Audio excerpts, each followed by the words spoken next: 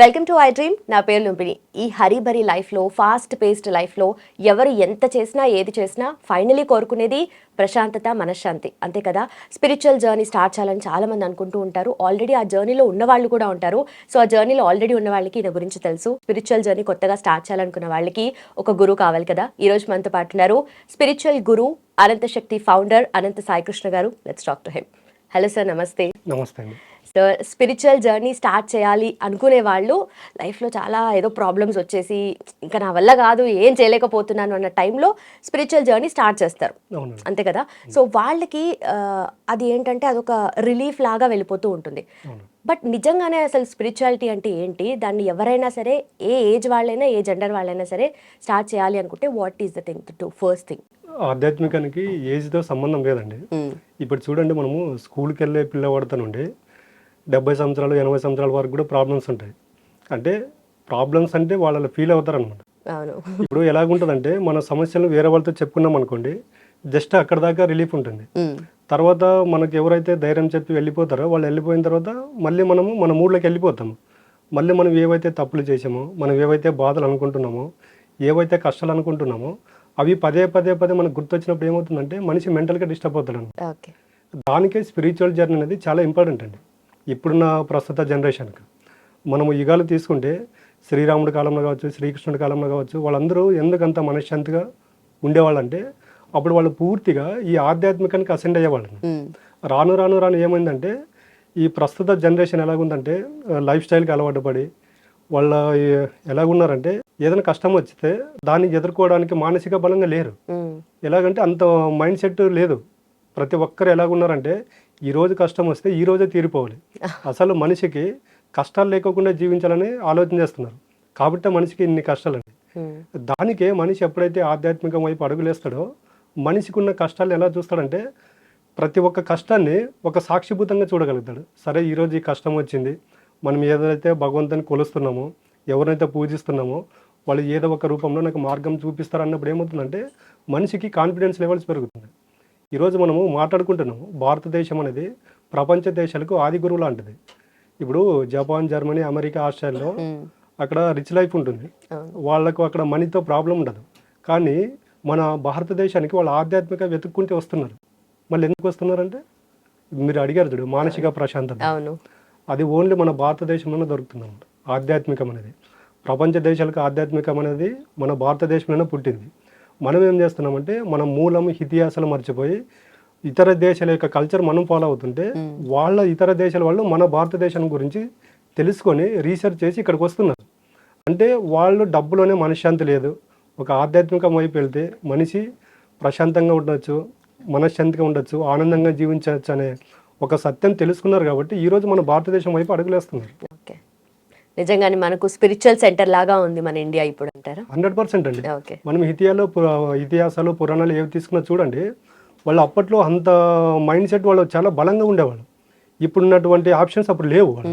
మళ్ళీ వాళ్ళు అంత మైండ్ సెట్గా, అంత కాన్ఫిడెన్స్గా, అంత పాజిటివ్గా ఎందుకు ఉండేవాళ్ళు అంటే వాళ్ళు ప్రతి ఒక్కటి నాకు ఏదో ఒక భగవంతుడు నాకు ఇది ఇచ్చాడు, అది కష్టం వచ్చినా కూడా భగవంతుడు నాకు ఈ కష్టం ఇచ్చాడు అంటే ముందు మంచిగా జరుగుతుంది అనుకునేవాళ్ళు. ఏదన్నా మంచి జరిగింది అనుకోండి, ఆ భగవంతుడే మంచి చేశాడు అనుకునేవాళ్ళు. ఆ విధమైన మైండ్ సెట్తో ఉండేవాళ్ళు. కాబట్టి అప్పుడు మనం చూస్తే చూడండి, వాళ్ళకి హెల్త్ ప్రాబ్లమ్స్ తక్కువ ఉండేవి. ప్రతి ఒక్కటి వాళ్ళు సాక్షిభూతంగా చూడగలిగేవారు. దానికి ఆ రోజుల్లో వాళ్ళు అంత ఆనందంగా ఉండేవాళ్ళండి. కాబట్టి ఇప్పుడు జనరేషన్కు ఆధ్యాత్మికం అనేది వెరీ ఇంపార్టెంట్ అండి. ఎందుకంటే మనం దేవాలయాలకు వెళ్ళిన తర్వాత ఈ మెడిటేషన్ చేసినా అక్కడ కొన్ని పాజిటివ్ వైబ్స్ అనేవి ఉంటాయి. మనం దేవాలయాలను కొట్టిపడేస్తాము. కొన్ని దేవాలయాలకు వెళ్ళినప్పుడు చూడండి, ఎప్పుడైతే మనము ద్వారం ఉంటుందో ద్వారం దాటేలోపు మనకి బయట ఆలోచనలు గుర్తురావు. ఎప్పుడైతే గర్భగుడిలోకి వెళ్తామో బయట అసలు ఏం జరుగుతున్నది కూడా సంబంధం ఉండదు. ఆ ఎనర్జీ, పాజిటివ్ ఎనర్జీ అక్కడ రోజు ధూప నైవేద్యాలతో అక్కడ ఎప్పుడైతే ఇవన్నీ జరుగుతూ ఉంటాయో అక్కడ ఒక పాజిటివ్ ఎనర్జీ క్రియేషన్ అయ్యి ఉంటుంది అనమాట. దానికే పెద్దలు చెప్తూ ఉంటారు, మీరు ఏదన్నా చిన్న బాధ కలిగిన, కష్టం కలిగిన టెంపుల్కి వెళ్ళినా ఎందుకు చెప్తున్నారంటే ఇలాంటి దానికి అనమాట.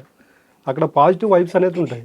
మనం ఎవరు టెంపుల్కి వెళ్ళినా అక్కడ ఉండే విగ్రహం చుట్టూ కానీ, నవగ్రహాల చుట్టూ కానీ 5 ప్రదక్షిణలు చేయమంటారు. ఎందుకంటే అక్కడ ఒక పాజిటివ్ ఆర్ అనేది ఉన్నప్పుడు ఏమవుతుందంటే మనం 5 ప్రదక్షిణలు చేసేటప్పుడు మనలో ఉన్న నెగిటివ్ ఆర్ అనేది తొలగిపోయి పాజిటివ్ ఆర్ అనేది మనకు రావడం జరుగుతుంది. ఓకే. బట్ నిజంగా మీరు అన్నట్టుగా ఇన్స్టెంట్ విషయాలకు అలవాటు పడిపోయి ఇన్స్టెంట్గా కష్టాలు కూడా వెంటనే తీరిపోవాలి అన్నట్టుగా ఉంది మన మైండ్ సెట్. అంటే అంత వీక్గా ఎందుకు అయిపోయింది అంటారు సార్? మీరు అన్నట్టుగా మీ డెఫినేషన్ ఎలా అంటే ఉంటుంది? దానికి మూల కారణం ఏంటంటే వేరే వాళ్ళతో కంపేర్ చేసుకోవడం అండి. కంపేర్ ఎప్పుడైతే చేసుకుంటామో మనకి తెలియని కష్టాలు మనం కోరి తెచ్చుకుంటున్నాము.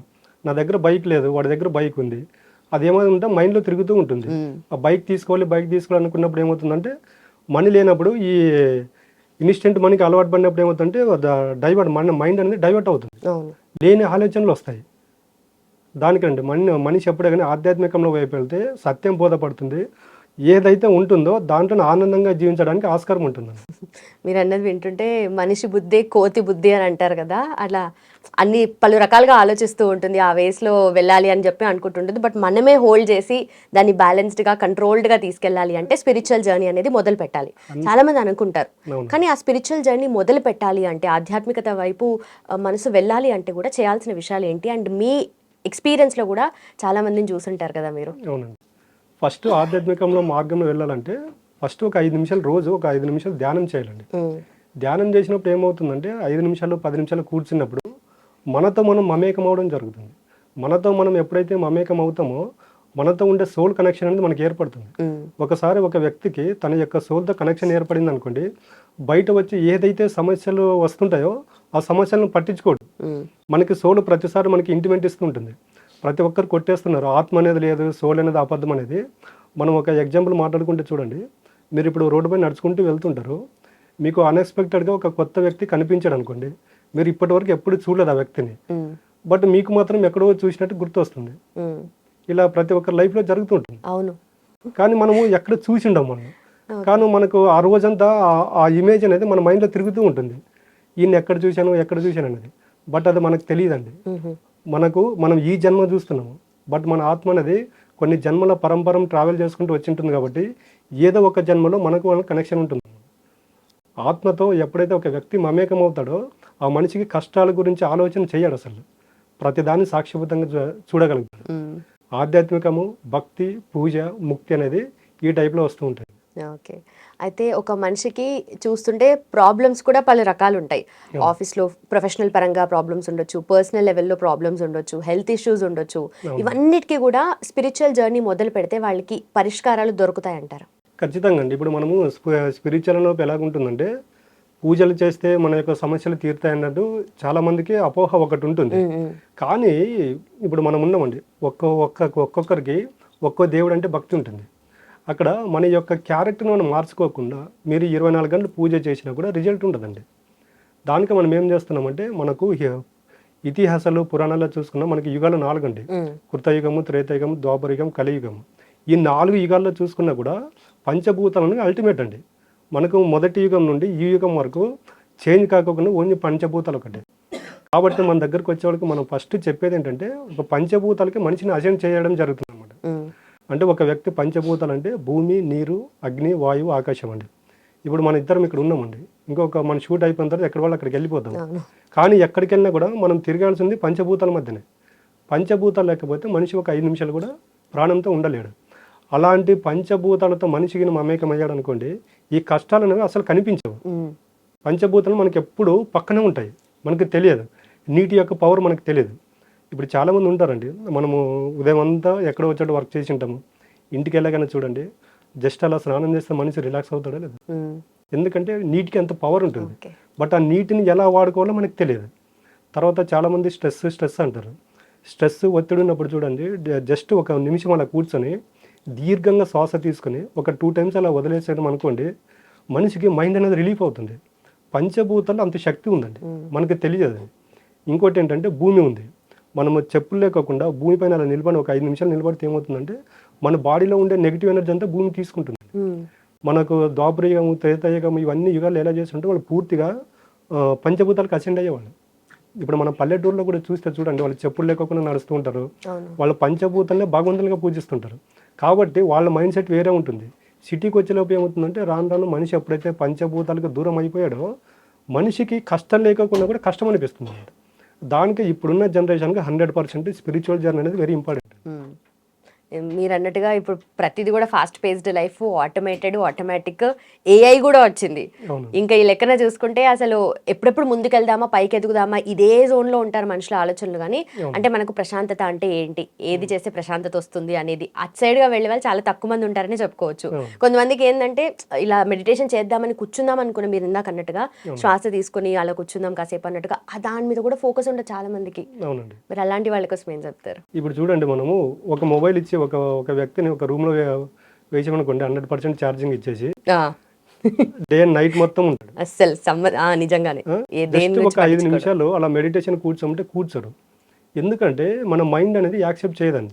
ఎందుకంటే మన మైండ్కు మనము ఊహ తెలిసినప్పటి నుండి ఇప్పటి వరకు మన మైండ్కు నెగిటివ్ ఫీడ్బ్యాక్ ఇస్తుంది, పాజిటివ్ ఇవ్వట్లేదు మనం. కాబట్టి మనిషి ఏదైనా ఒక మంచి పని చేయాలనుకున్నప్పుడు చూడండి, ఇప్పుడు మనం ఉన్నామండి ఎగ్జాంపుల్, అర్లీ మార్నింగ్ 5కి లేచి మెడిటేషన్ చేయాలని ఇప్పుడు నేను చెప్పాను. రేపు ఉదయం మీరు 5ంటికి లేస్తారు. లేవగానే ఫస్ట్ మన మైండ్లో నుంచి 2 ఆలోచనలు వస్తాయి. ఒకటి మనసు చెప్పేది, ఒకటి బుద్ధి చెప్పేది ఒకటి. మనసు చెప్పేది ఎలాగుంటుందంటే, సరే సార్ ఈరోజు చెప్పాడు కదా, రేపు నుంచి ట్రై చేద్దాం, ఈ ఒక్కరోజు పడుకుందామని మనిషి చెప్తుంది.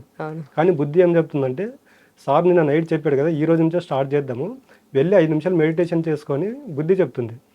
అంటే ఇక్కడ ప్రతి ఒక్క విషయంలో మనలో నుండి 2 ఆలోచనలు వస్తాయండి. మీరు ఏదైనా తీసుకోండి, ఏదైనా ఒక ఫుడ్ దగ్గర కానీ, తర్వాత మనం చేసే ప్రతి ఆలోచనలో, చేసే ప్రతి పనుల్లో 2 ఆలోచనలు వస్తాయి మనలో నుండి. అది పాజిటివ్ ఏది, నెగిటివ్ ఏదని మనకు తెలుస్తుంది. కానీ మనం ఏం చేస్తున్నామంటే, ప్రజెంట్ మనము సాటిస్ఫాక్షన్గా ఉండాలి కాబట్టి, ప్రజెంట్ ఇంపార్టెంట్ కాబట్టి, మనసు ఏదైతే ఆలోచన చేస్తుందో దాన్ని ఓకే చేస్తారు కాబట్టి మనిషికి ఇన్ని సమస్యలు.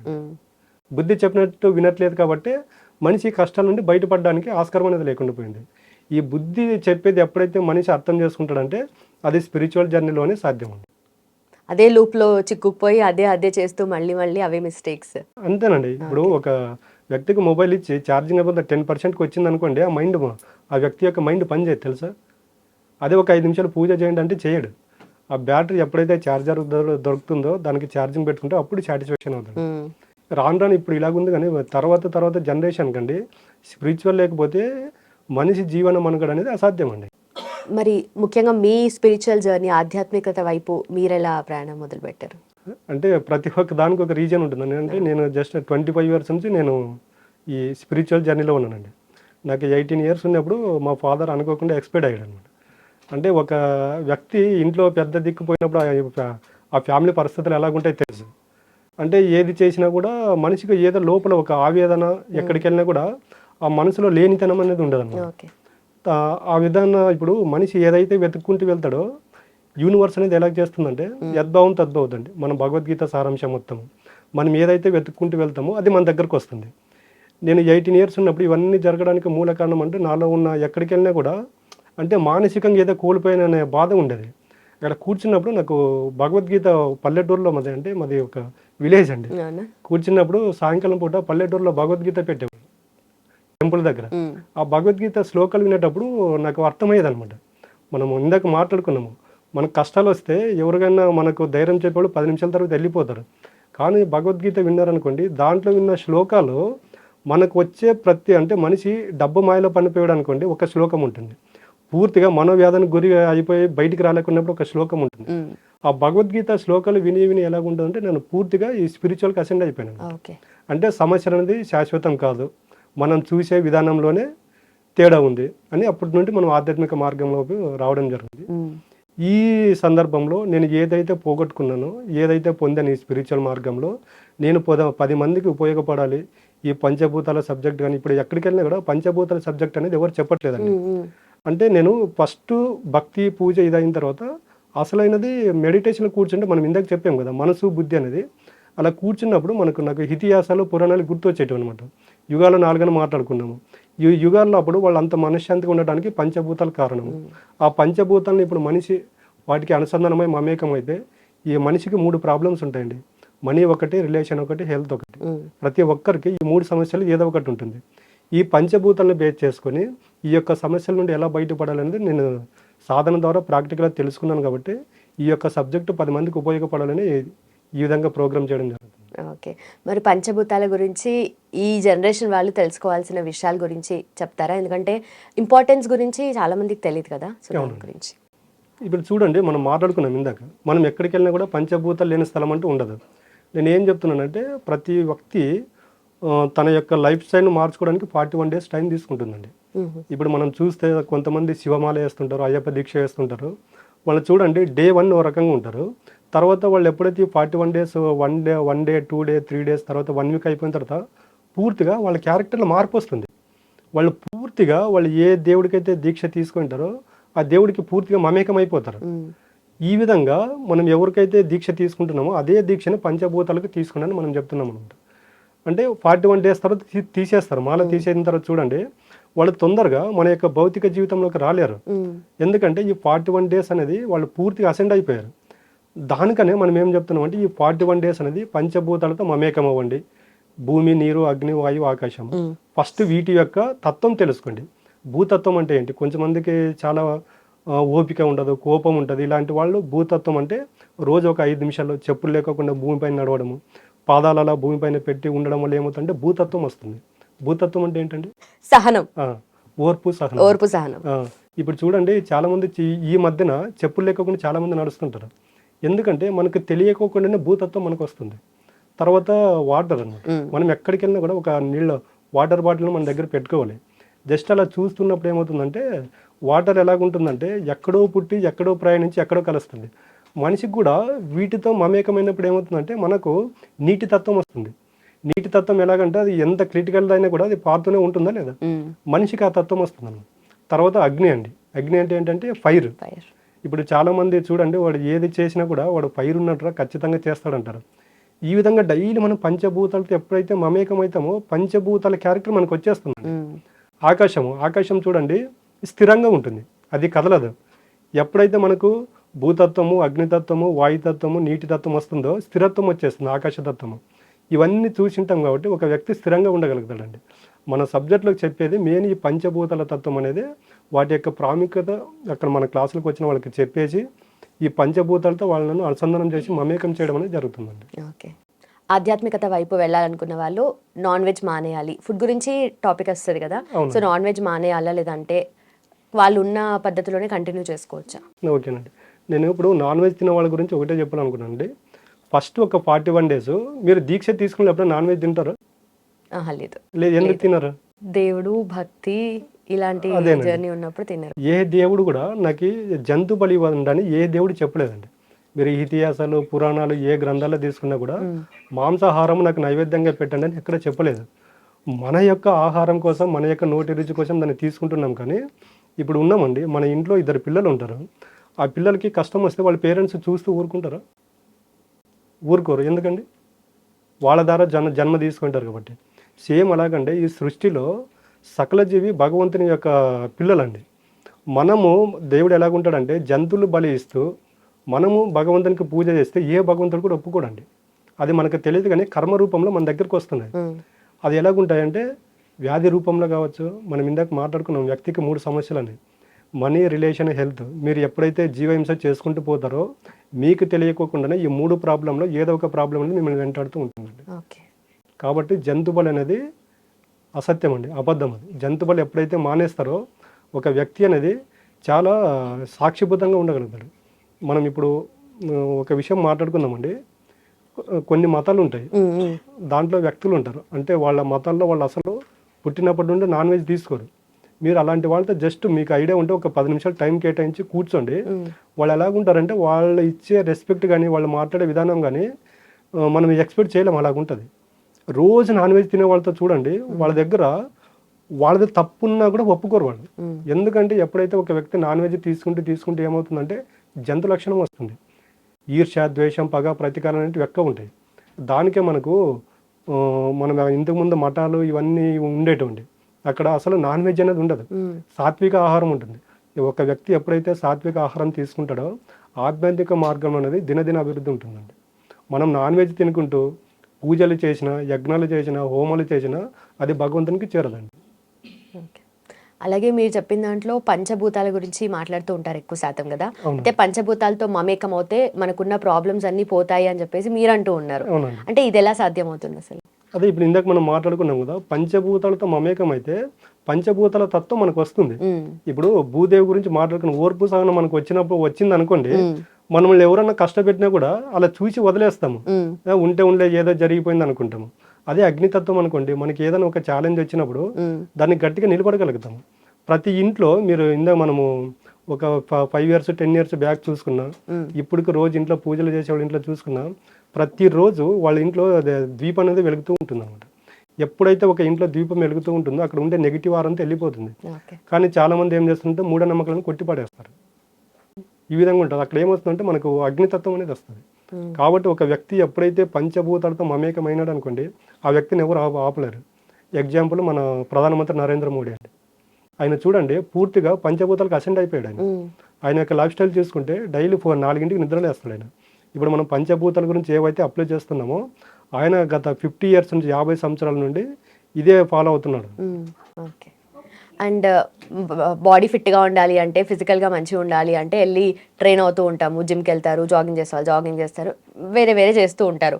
కానీ మైండ్ కోసం, మైండ్ సెట్ కోసము ఆ స్పిరిట్ అనేది అలైవ్గా ఉండాలి అంటే ఏం చేయాలంటారు? ఇతరులతో కంపేర్ చేసుకోవడం మానేయాలండి. ఫస్ట్ మన దగ్గర డబ్బు లేదనుకోండి, మనకన్నా తక్కువ ఉన్న వాళ్ళతో ఫ్రెండ్షిప్ చేయండి. ఇప్పుడు చూడండి కోటీశ్వరులు కూడా మనము మాట్లాడుకున్న 3 సమస్యలు ఉన్నాయి. డబ్బు ఉన్న వాళ్ళకు ఉన్నటువంటి సమస్యలు ఎవరికి ఉండవండి, కానీ వాళ్ళు బయటపడరు. డబ్బు లేని వాడి దగ్గర చూడండి, వాడి దగ్గర సాటిస్ఫాక్షన్ లైఫ్ ఉంటుంది. వాళ్ళు ఎందుకంటే ఇతరులతో కంపేర్ చేసుకోరు. కానీ కంపేర్ చేసుకుంటేనే కదా, ఫర్ ఎగ్జాంపుల్ మంచి కంపేర్ చేసుకుంటేనే వాళ్ళలా మనము అవ్వాలని చెప్పి ఎదగడానికి ట్రై చేస్తాం. అది ఎగ్జాక్ట్లీ కరెక్ట్ అండి. కంపేర్ చేసుకోవాలి. ఆ కంపేర్ చేసుకున్నప్పుడు నీకు నువ్వు స్టేబుల్గా నిలబడాలి. అలా ఎవరు నిలబడుతున్నారు?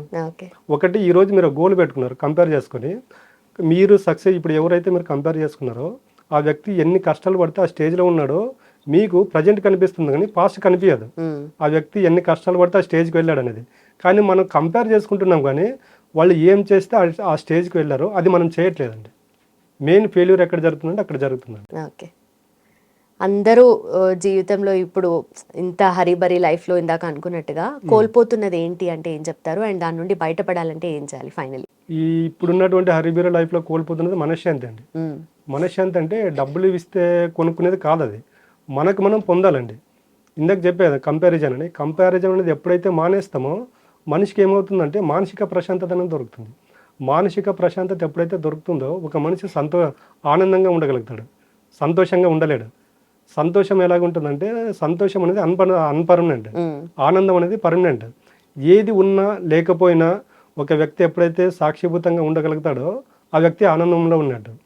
ఒక వ్యక్తి ఎప్పుడైతే ఇతరులతో కంపేర్ చేసుకుంటాడో, ఆయన అనుకుంది దక్కించుకుంటాడో, నెక్స్ట్ డే ఇంకో కోరిక పుడుతుంది. అది కంప్లీట్ అయింది అనుకోండి, నెక్స్ట్ ఇంకోరి దగ్గర కంపేర్ చేసుకుంటాడు. అలాంటప్పుడు ఏమవుతుందంటే ఆ వ్యక్తి ఎప్పుడైతే సంతోషానికి అలవాటు పడ్డాడో ఏదో ఒక రోజు తనకు తెలియకుండానే ఆయన మానసిక రోగిగా మారిపోతాడు. ఎందుకంటే సంతోషం వెతుక్కుంటూ పోయినాడు అనుకోండి, ఒక స్టేజ్కి వెళ్ళిన తర్వాత అవి దొరకవు మనకు. ఆ దొరకకపోయినప్పుడు ఏమవుతుందంటే ఇన్ని రోజులు ఒక లైఫ్ అనేది లీడ్ చేసి తర్వాత అక్కడికి ఆ లైఫ్ స్టాప్ అయినప్పుడు ఏమవుతుందంటే మెంటల్గా డిస్టర్బ్ అయిపోతాడు. ఇప్పుడు ప్రజెంట్ జనరేషన్లో జరిగేది అదేనండి. Thank you so much sir. నిజంగానే అంటే ప్రాబ్లమ్స్ ప్రతి ఒక్కరికి ఉంటాయి, కొత్త కొత్త వస్తూ ఉంటాయి, దానికి మనం రెడీగా ఉండాలంటారు. రెడీగా ఉండండి. ఇప్పుడు భూమి మీద ప్రాబ్లమ్స్ లేకుండా వాళ్ళు ఎవరున్నారండి? మానవ జన్మ తీసుకోవడం ఒక ప్రాబ్లం అండి. అది ప్రాబ్లం అనుకుంటే ప్రాబ్లం అవుతుంది, కాదనుకుంటే కాదు. ఇప్పుడు ముఖేష్ అంబానీ ఉన్నాడు, వాళ్ళ అబ్బాయి ఉన్నాడు, ఎంత వెయిట్ ఉన్నాడండి? ఆయన లాస్ట్ మ్యారేజ్లో ఆయన జస్ట్ ఒక 1 minute వీడియో చూశాను. ఇన్ని డబ్బులు ఉన్నా కూడా నేను మనశ్శాంతిగా ఉండలేకపోతున్నానని అంతమంది మధ్యలో ఏడ్చాడు ఆయన. మళ్ళీ ఇక్కడ డబ్బు అనేది ప్రతి మనిషిని ఆనందంగా ఉంచుతుంది అనేది మన మూర్ఖత్వం అండి. కాబట్టి డబ్బు అనేది మనిషిని ఆనందంలో ఉంచలేదు, పేదరికం అనేది కూడా మనిషిని కష్టాల్లో ఉంచదు. మనకు పేదరికం ఉన్నా డబ్బు ఉన్నా ఏది ఉన్నా కూడా ఎప్పుడైతే మనము సాక్షిభూతంగా చూసి మనం రిసీవ్ చేసుకోగలుగుతామో ఆ వ్యక్తిని మించిన ధనవంతుడు భూమి మీద ఎవడు ఉండడండి. Thank you so much. Thanks for your time. And ఇలానే మీ స్పిరిచువల్ జర్నీ కంటిన్యూ చేస్తూ చాలా మందిని ఇన్స్పైర్ చేయాలని కోరుకుంటున్నాను. నమస్తే. And for more videos, please subscribe to iDream. Please subscribe to iDream. Please subscribe iDream. And please subscribe to iDream. For more videos, subscribe to iDream. please like, share and subscribe to the channel. Congratulations, iDream. Subscribe to iDream. Subscribe to iDream. So subscribe to iDream Media. iDream ki iDream team andarki huge congratulations. Please subscribe iDream Media. Please subscribe to iDream. Subscribe iDream. Please subscribe to iDream. I dream అంటే నా కళల channel subscribe చేసుకున్న నోరు తిరుగుతలేదు, మీరైతే గంట గుర్తు కొట్టండి. For more such videos, please subscribe to iDream. Subscribe to iDream. Please subscribe to iDream. Please subscribe iDream Media. Please do subscribe to iDream. Please subscribe to iDream Media. For best entertainment and information, please subscribe iDream. And don't forget to subscribe to iDream.